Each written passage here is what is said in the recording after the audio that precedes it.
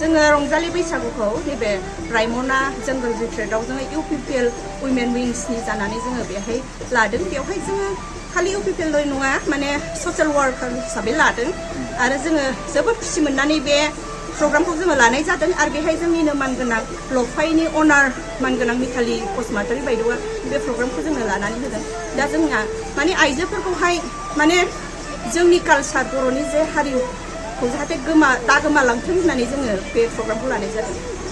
मा मा जायगानिफ्राय बाहागो लाफैदों बेहाय जोङो जमदुवारनि दङ, सराइबिलनि दङ, बङाइगावनि दङ, जिहेतु गसाइगाव डिस्ट्रिक्ट हिसाबै नोंथांमोना जिहेतु हाबाफारि लादों बैसागु बोथोरखौहाय नोजोर बोनानै बा बैसागु बोथोरजों लोब्बा लाखिनानै गासै नैबे जोंनि BTC ओनसोलाव थानाय माखासे आइजो माहारिफोरनो मा मेसेज होनो सानो?